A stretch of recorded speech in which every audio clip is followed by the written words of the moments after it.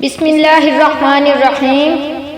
حضرت شاہ عبدالعزیز دہلوی رحمۃ اللہ علیہ اور ایک ہندو پنڈت کا مقابلہ۔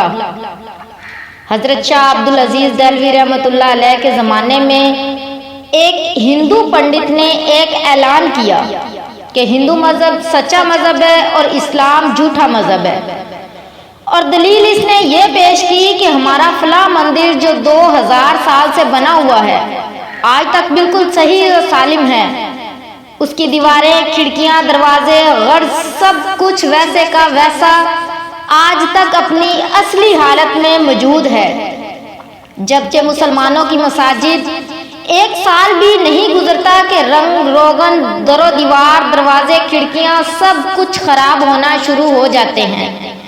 لہذا یہ اس بات کی دلیل ہے کہ اسلام مٹنے والا ہے اور ہندو مت باقی رہنے والا ہے۔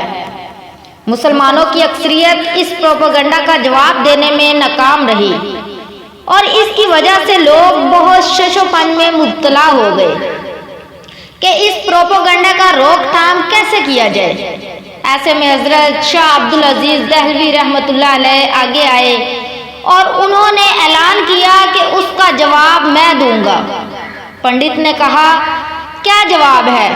حضرت نے کہا کہ ایسے نہیں، اسی مندر کے دروازے پر جواب دوں گا۔ مقررہ وقت پر مسلمان اور ہندو سب جمع ہو گئے کہ دیکھیے کیا جواب دیتے ہیں۔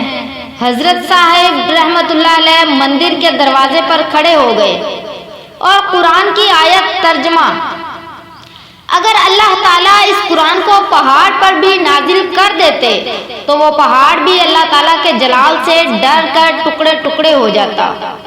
آپ آیت پڑھتے جاتے اور مندر کے در و دیوار، دروازوں کی طرف انگلی سے اشارہ کرتے جاتے۔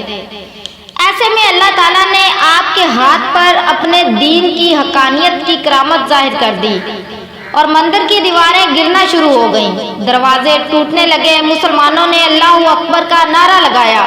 پنڈت جلدی حضرت کے قدموں میں گر گئے اور کہا، بس کریں، بہت ہو گیا، لیکن اس کی حقیقت تو بتا دیں کہ یہ کیا ہوا۔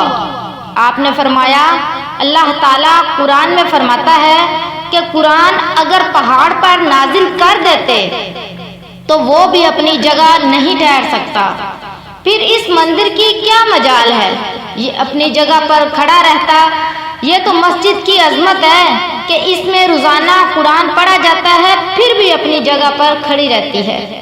سبحان اللہ۔